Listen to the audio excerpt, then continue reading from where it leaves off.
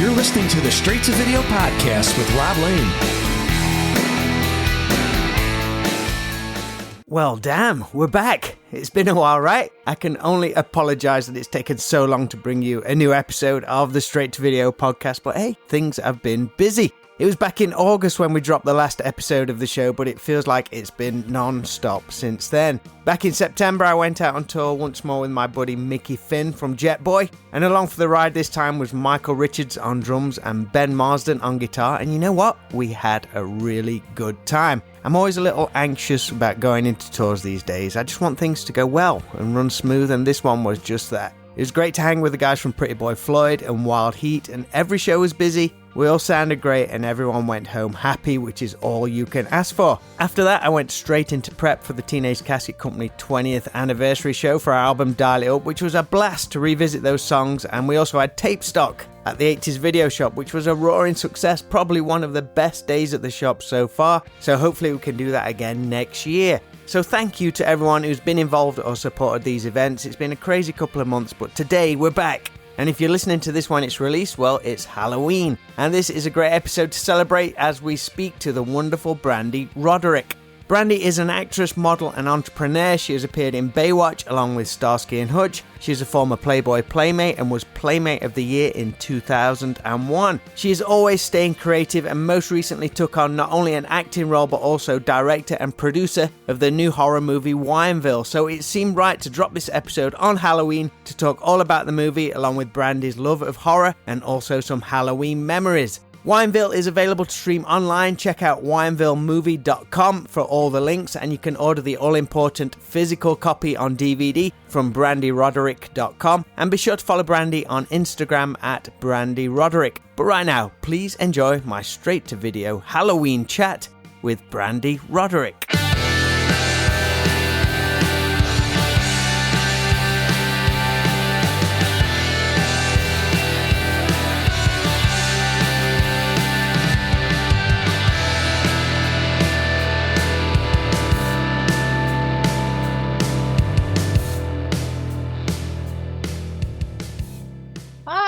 How are you? I'm good. How are you? Yeah, nice to see you. How's your morning going so far? Pretty good. Pretty good.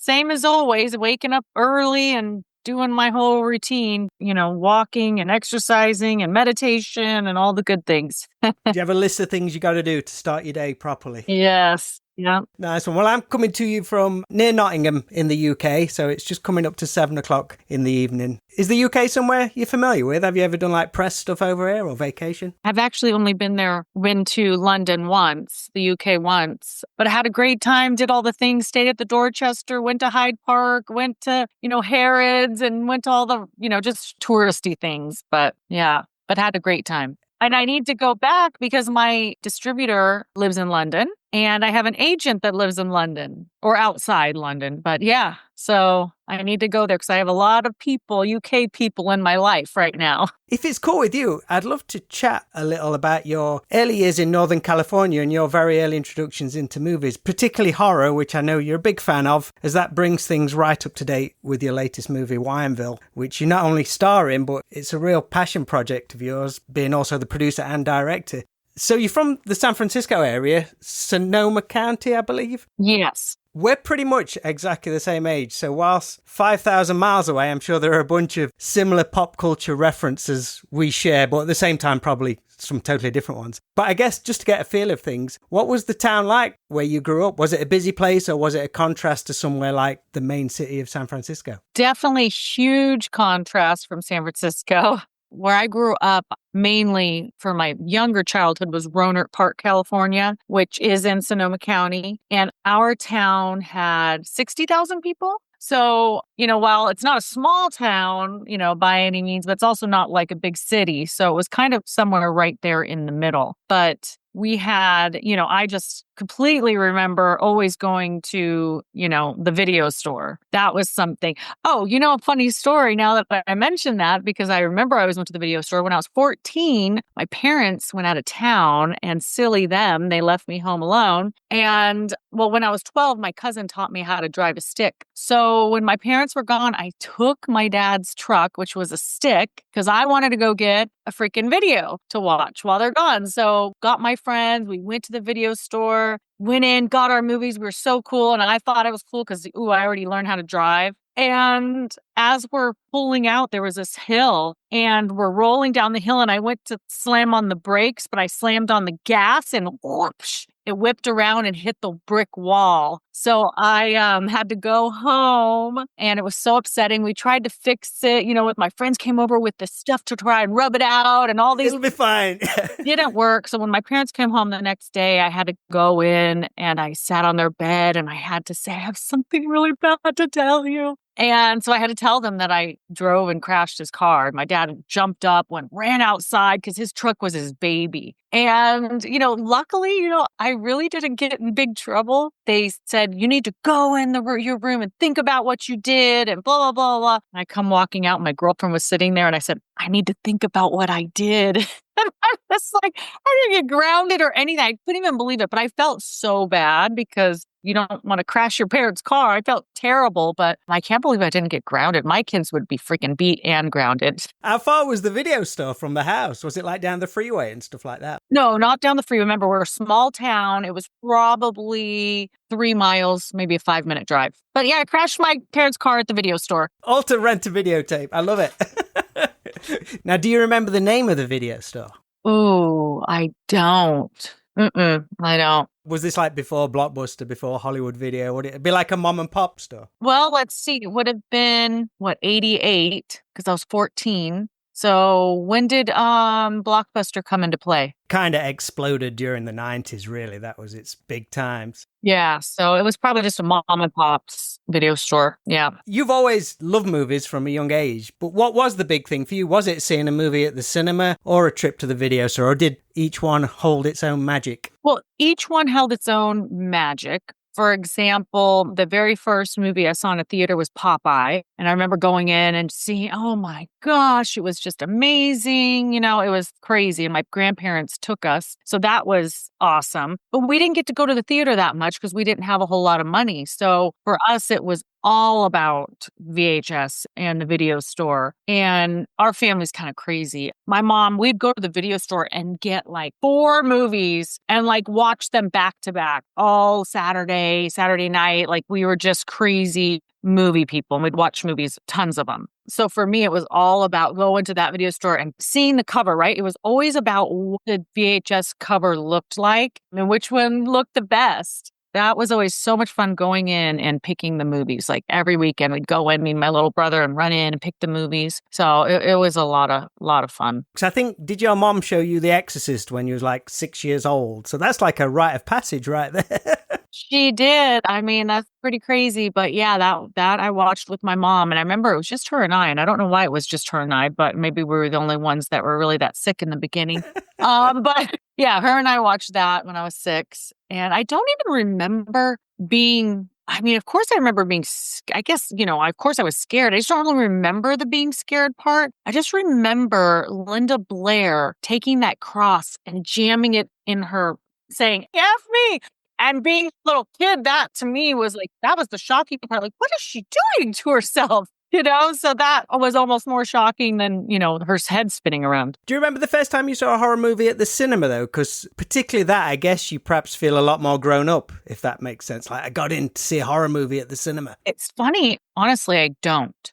The ones that I remember were all video. Like for my 11th birthday, watching Sleepaway Camp. I had a birthday party, and had all my friends over. And that was one of the movies that we rented. Had all the kids outside in the tent. And after the movie, my dad would go out with a knife, shake the tent and scare the shit out of all the girls so that some of them went home. Some of them wanted to sleep in the house, where it was always just myself and my one girlfriend, Cassandra, that would sleep outside because she knew my dad and how nuts he was. And it was just my dad. But yeah, so that's, that was something that I really remember. And of course, that was on VHS. And then watching Nightmare on Elm Street as a kid was on VHS. Had to sleep with my parents that night for sure, on the floor with my girlfriend for 2 nights, actually. We grew up during the 80s. It was all about those slasher movies. Like every summer, so many sequels. Like they were churning them things out year after year. Oh, yeah.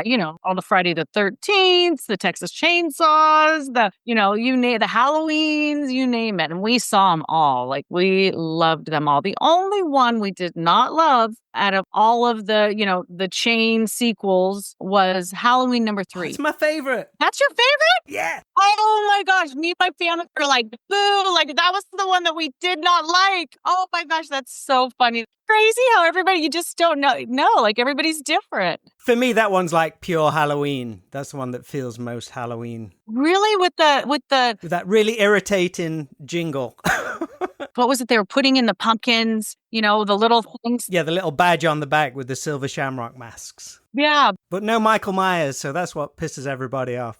That's what I'm saying. Like everyone's expecting that, but then he wasn't there. It was like, what? And then I think most people were like, what? Where is he? So they had to then start putting him back in. So how was Halloween for you guys during the 80s? Was you all in on trick-or-treating? And do you remember any specific costumes or local haunted houses or anything like that? I mean, our custom was that our whole family dressed up. My mom was huge into Halloween, which carried on to myself. My family and I would always dress up. We all dress up together, right? And something familiar. But with my mom, she would make the costumes. So one year she was a hobo. Another year she was a hooker. Because Jack Ripper just came out. Like, so she would kind of tie it into what horror movie was kind of out around that time. And then, us kids, she'd make all of our costumes. So it was a lot of fun. We had a great time. Does that translate nowadays to you and your own kids? Oh, yeah, absolutely. We've dressed up. We did our favorite. We all dressed up as our favorite horror character. So I did Freddy Krueger. My son did the clown from It. My other half was Michael Myers. Our little girl was Annabelle. Like everybody, picked something. We always do something different. Then we did Stranger Things. We all dressed up as our favorite Stranger Things character. Anyway, we dress up every year as something different. We did Game of Thrones, always something fun. Gotta ask, did you ever have a drive-in movie theatre near you? Because that's something that's on my bucket list. I've never had the chance to do. I need to find the most rundown one still going in the middle of America because we don't have them over here. Oh, I'm sorry to hear that. Yes, that was like such an amazing memory as a kid because you'd drive up and you'd have to pay per person in the car. So my parents would hide us behind the seat under blankets. And then we'd go in so they don't have to pay for 2. You'd get out, go to the concession stands, and it was so much fun. And we have one here where I live, only maybe 45 minutes to an hour away from us. So I've taken my kids for them to experience, everything. And it's so much fun. I hope you get the chance to do it. So it's like a drive-in theatre and also a aeroplane graveyard. That's one thing I'd like to do as well.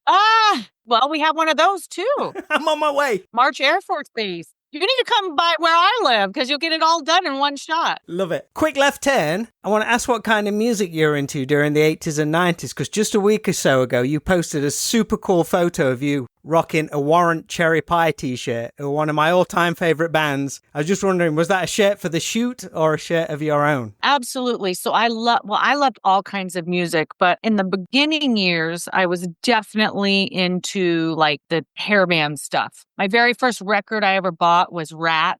And, of course, loved Kiss and Motley Crue and all those old like hairband type groups. I definitely loved. That was my era. And then as I got a little older, when I went to high school, after a couple of years, what was big in my town was rap was coming up. So Tupac lived and was near our town. So we got to see him at a local little club that only held so many people with Digital Underground. So then that became really big for us. Then all of a sudden, it was all about Tupac and Digital Underground and Eazy-E because he was also cool to us.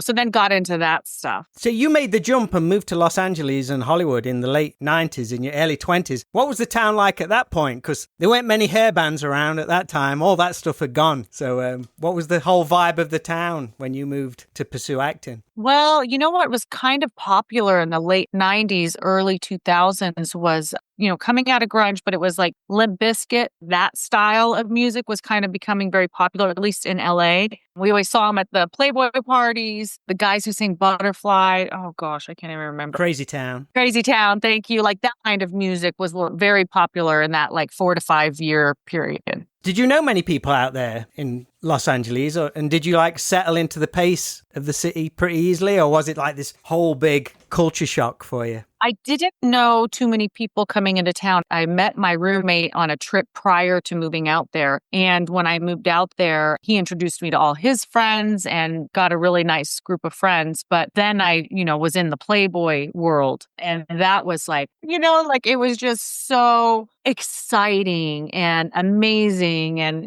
all these things I'd never experienced, I was experiencing. I remember going shopping after I was kind of in that world and started to make a little bit of money where I was growing up. I didn't know anything about designer stuff, like nothing. Like I shopped at Kmart. I don't know if you guys have that. So I remember going shopping. I had to get something really nice. And someone was talking about this brand. And I went in, I said, I'm looking for a DNC belt. And it was at like, the Neiman Marcus or something. And they were like, I don't know what you mean, blah, blah, blah. And we're going through and finally they were like, do you mean D&G, like as in Dolce and Gabbana? I was like, yeah, that's probably it. I didn't even, I was so green. Like I didn't know anything. So, I learned about everything when I was there, about really cool music, fashion, etiquette, anything that I learned, I really learned when I moved to Los Angeles. Because we were just kind of like wild kids, when I was growing up and where I lived. It wasn't like anything fancy by any means.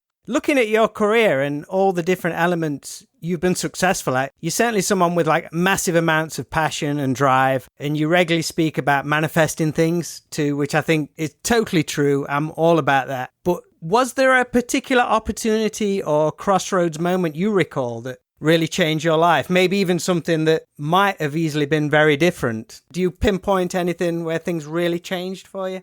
100% when I got the call that I was cast as the lead in Baywatch. I was living in LA, I was in my early 20s, living the life, having fun, partying, probably too much. Basically, if I had stayed there, I could have went down the wrong path, like a lot of young actors do, right? And I feel like getting cast on Baywatch and having the opportunity to move to Hawaii, which is a very slow, calming, spiritual place, I feel like that could have saved me in a way, because I could have just kept going down this path of just partying, having fun, and living that life in Los Angeles. So I 100% think that was a turning point, a defining moment, in my life, was getting that call. It was something I wanted so bad. Like I was obsessed with it. Manifested, did everything I could, and when I got that call, I feel like that definitely changed everything for sure. How long was you living in Hawaii for then? Like totally detached from everything else? Yeah, we were there almost a year, I believe. And it was just a dream. It really was. It was amazing. And just the cast members that you're with, they become your family, because that's all you have, right? You don't have your family there or friends. So they are everything. And so you spend so much time together and become really close and becomes this really nice family. Is that still in place like over 20 years later? Because I play in bands and I do tours occasionally. And I can just spend like 2 or 3 weeks with people. And it seems to be like years later, there's this ongoing connection. So you might not see each other for a long time, but when you do reconnect, it's almost like a family thing. So is that the same for you? Do you still see people from the Baywatch time? 100%. I just spent a week with my girlfriend, Alicia, who was one of the cast members. Stacy Kamano is still one of my good friends. The rest of the Baywatch people, we do, that's how you and I met because of Mary. We do these conventions and we do like a Baywatch reunion where they bring in a certain amount of Baywatch people. So we get to see each other all throughout the year doing these fun conventions. So it's like sorority, fraternity, type of family situation. And we always get to see each other, which is just, it's amazing. Even if there was a cast member we hadn't met personally, because, it was on for 11 years. When you meet them, it's like instant family. Come on in. Exactly. I don't know if you've crossed paths with anybody from like the Nightmare on Elm Street franchise, because that seems to be a very similar thing. All those guys and girls are like very close knit because they did this thing back in the 80s, but they constantly see each other like 2 or 3 times a year. And there's this real bond between all of them. It's really cool to see. Absolutely. Robert Englund, I've seen at a few of the conventions and we've met a few times. We had an agent in common. So I get to see a a lot of those folks. So to bring things right up to date with WinEVILle, you chose to set the film in the late 70s. I think we're at a point now when doing something in, whether it be the 70s, 80s or 90s, it allows some really cool opportunities as a filmmaker from a nostalgia point of view. But what about that time period do you think particularly suits WinEVILle? Well, the location, for one, at an old spooky winery with tons of creepy old barns, which lends itself to one of my favorite horror movies of all time, Texas Chainsaw Massacre. And, it just has that vibe. And my family, my mom's side, they're all from Texas. And so we always, I had that love of that type of vibe of that horror franchise. When you read the script, we didn't actually think of it to be a film in the 70s. It was actually brought to our attention by a friend of the writer, Richard Shankman. His friend read it and said, you know what, have you guys thought about making this a movie in the 70s? It really lends itself to that. And we read it. And we're like, you know what, you're right. If we can afford it, let's do it. So I started breaking down how much everything would cost, to make it a movie, a period piece. And I said, you know what, let's freaking do it. And we did it. And it solved a lot of issues, right? Like with the phone situation. Why aren't they calling their friends? And, because now with phones, it's a lot harder to get around that. So it fixed a lot of things. Plus, the property itself, it was built in the 20s and it's never been really updated. So it's got that creepy vibe anyway, even though the winery itself, if you go there, it's actually really beautiful. But yeah, it worked out perfectly. That's a good point about stuff like mobile phones and internet, because if you added that into any classic 70s, 80s movie, that would totally change the course of the story. So did your story have to change at all from it being originally set in modern day? Did you have to tweak anything in particular? The cars, for one, had to get period piece cars, period piece clothing. There were situations in post-productions, like there was which I never would have thought of, but like a fire extinguisher was hanging on the wall. And I don't remember who it was that noticed, if it was Richard or someone else noticed that fire extinguisher is a current fire extinguisher. So we had to then get that in post, remove that and have that deleted from the scene. When we were in the house, there was a current thermostat on the wall. So we had to cover that. I think we just took a jacket and covered it. There's all these little things that you have to be very careful about because your audience, when you're doing a period piece, they're going to be looking really hard, trying to find and catch you. They can't wait to get online and pull you up on that. Exactly. Like Game of Thrones with the Starbucks cup or whatever it might be. They're trying to look for something and call you out. So we were really careful about everything. I haven't been called out on anything, so I think we did a good job. Did it change your perspective of maybe previous things you've worked on? Because now you're not only acting, you're producer, director, so you've got to take all these other things on board. Did that make you hark back to any earlier stuff, maybe Baywatch or Starsky and Hutch and all this kind of things? Like, wow, those guys really had it tough behind the scenes. Did you appreciate them even more? 100%. Because when I was just an actress, I thought it was all about the actress and the actor's performance, right? So I remember specifically at Baywatch, I'd get my scenes and I'd see that I'd have to go in the water and save someone in the first scene. And in the second scene, I had to look good because I was doing this. And, so I would go to the directors and I'd be like, why are you having me get ready for one scene, doing my hair, and then the next scene I have to get wet, and then the next scene I have to be doing my hair again? Like, I just thought that was the craziest thing. Like, why wouldn't you do the water scene last? But now I know it's not just about the actors, it's about everything. So I learned that, which I can't believe they didn't just tell me, shut up, Brande, you don't know what you're talking about. Just go back to your trailer. But yeah, so I really learned my lesson on that there were so many moving parts and variables that go into the schedule. So I have a lot of sympathy now for directors. I'm yet to see the film and excited to do so when it gets a UK release. When we were setting up this interview, that was something you brought up, asking if the podcast was live, as the film still needs to get a UK release date. As you're well aware, I've heard you speak about it before, that people today, they want that instant fix. Hear you talk about it, then go and watch it, or they'll just forget about it. Whereas in the past, things would be hyped up for weeks and months beforehand. Right. Do you remember a film you were so hyped up to see that things hit fever pitch by the time you got to see it? Does any film jump to mind? Oh my gosh, I can't recall in the past, but what I can say I was hyped to see on a recent one, because they were hyping it up, was Top Gun. I just had so many memories as a kid from Top Gun. I just loved it so much. I could not wait. I was so excited. I went opening night, and that was one that I just recently remembered just really being excited about was Top Gun. That was almost like a perfect storm because it had been delayed so long because of all the lockdowns and all that kind of thing. Yeah, so maybe that's why there was so much hype, right? It was going to be an event movie anyway, but it became the event movie to get people back to the cinema, and it was the perfect film for it. It really was. Was the place packed when you went to see it? Yeah, it was. It was so much fun. I loved watching it. So what is the situation with WinEVILle at the moment regarding international distribution and stuff? Is that something that you're still working out? Yeah, so my agent is out there now selling it. So by the time this comes out, you can watch WinEVILle anywhere. And also, if you are a DVD lover, which now I'm so grateful that people are now coming back to VHS and DVDs and buying them, and they're excited about them. But you can go to my website at winevillemovie.com and purchase an autographed DVD of WinEVILle. And you can also even go to my eBay store and get it there as well. And I do send stuff to the UK, so it is available for purchase. Fantastic. So I need to ask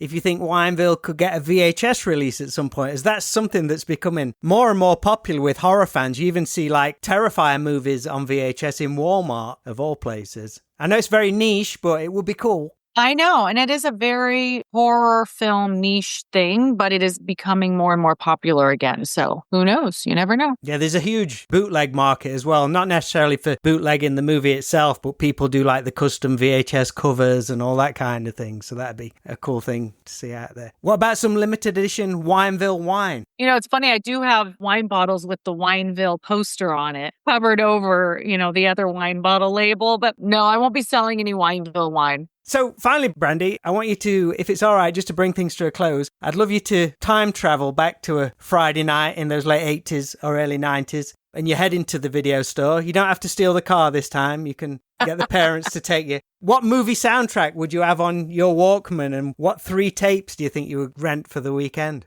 Well, at that time, and I think it was at that time, I would listen to the Pretty Woman soundtrack. I love the movie. I love the soundtrack. So many good songs. That's still one of my favorite movies of all time. It's like the modern day Cinderella story, right? So that one I love. But as far as renting movies, it would have been like Silence of the Lambs, Misery, and then also maybe throw a little romance in there with Ghost. But yeah, those would be the types of movies that I would have rented probably. Because have you got is it a younger brother you've got? Yeah, I've got a younger brother. What would he have thrown into the mix, do you think, if he'd have went to the video store with you? Did you argue over what films to watch, or did you have similar tastes? I think we had similar tastes, yeah, because even now he's a crazy horror fanatic. So yeah, having the same parents, he definitely is into similar genres as well, for sure. What does he and your mom think about you finally making your own horror movie? Did they like it? Oh, yeah. Yep, they definitely did. And yeah, no, it was exciting being able to watch it with them for the first time and having my parents come to the premiere, seeing it in a theater. Where was it shown at? It was in Beverly Hills on Wilshire Boulevard. So that was exciting, having the red carpet right there on Wilshire Boulevard in Beverly Hills, and having them there with all the stars. It was a lot of fun. Does Hollywood still hold that magic for you when it comes to films and events like that? 100%. I just remember that and then I stayed at, well, now it is the Four Seasons, but it was the Beverly Regent, Wilshire, which is where Pretty Woman and Richard Gere, it was that hotel. And I had always wanted to stay there. So, and it was basically maybe a quarter mile down on Wilshire Boulevard from where the premiere was. I'm like, I am staying there. So I got myself a beautiful room, went walking around Rodeo, had lunch. And it was just like this full circle moment of this little girl who had, this dream of moving to Hollywood and the whole thing, and got to stay in that hotel, have the premiere. It was perfect. I love it. Perfect way to end. Yes. Brande, thank you for chatting with me. That was awesome. I really enjoyed that. Thank you. It was so nice to meet you, and maybe we'll see you sometime in the UK.